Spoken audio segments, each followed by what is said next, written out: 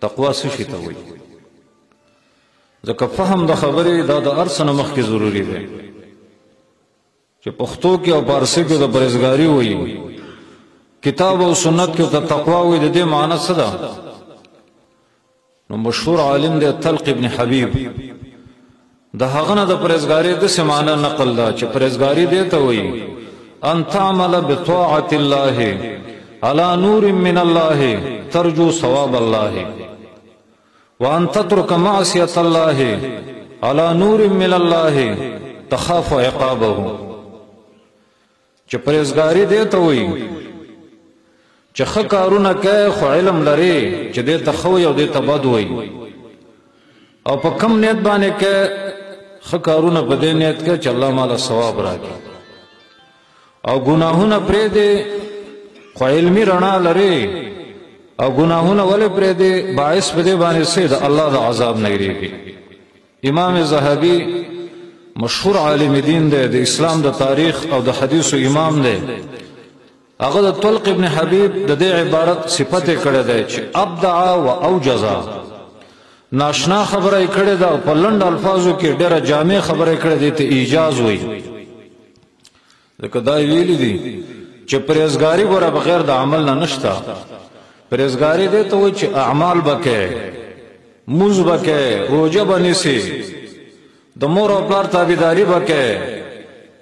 ښه کارونه بکې او دویمه خبره دا ده چې تقوا کې علم پکار ده علم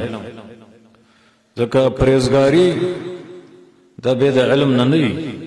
ځکه د جاهل سړي بس تقوایی د تقوا اصول دا دي بنیادی خبره او اهم ضابطه په تقوا کې دا ده چې متقی انسان با بصیرت لري د قران سنت علم بلري چې څه کول پکار دي او د څه نظام ساتل پکار دي او بل خبره دا ده چې انسان اله پرهیزګار جوړیږي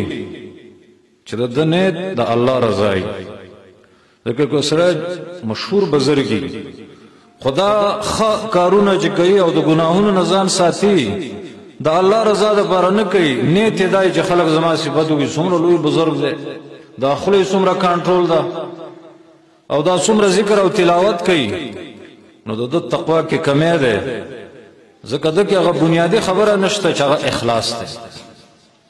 ورسره دام د جګړه د تقوا یو اهمه پایه ده سمنیمه تقوا ده چې سره د علم نه ګناهونه نه کوي او د ګناهونو د پر خودو وجب هم دی چې د الله د عذاب نه بیریږي دقه تقوا وي او دغه ملګری خطا شوی دی چې د ډیرو ملګرو دا ذهن دی چې پرهیزګار دی ته وي چې کچکول سره جامع نینځي وګدوند کمیسي برګه ټوپې بسري او د شکوسو کې ګرځي را ګرځي د یوزي ملنګي دغه پرهیزګار نه دی د تقوا خپل یو معنی ده چې د صحابه غوندې څو خلک دغه تقوادار دي ابو بکر ته ګوره عمر ابن عبدالعزیز ته ګوره هغه مسلمانانو سیرت ته ګوره په دغه انداز څوک چلیږي دغه ته تقوادار وي او دې ته پرهیزګار وي او امام ابن تیمیه ولنده خبره کړه دا امام ګرځیدل دی قران سنت باندې دومره علم لري چې د امامت منصب الله ول نصیب کړو نو امام ابن تیمیه وی تقوا دې ته وي چې العمل بما امر الله وترك ما نهى الله خ کول او بد نه کول دغه ته پرهیزګاری وي او الله تعالی ویلیم چې ګوره جنت زیبه د تقوادار خلقوي د پاکو خلقو ځکه پاک زیاده پاکان به تزي او غټه پاکی دا ده چې سره د ګناهونو نه ځان ساتي به د خپل درجه دي چې شرک نه کول دا د ټولو نه اوله تقوا ده ځکه چې د شرک نه سره ځان نه ساتي دا خو غټ نه اوله ده ځکه دا د شرک په نجاست کې پروت دی د شرک نه وروسته بیا د کبایر نه ځان ساتل او هغه خو ډیر اوچت خلک دي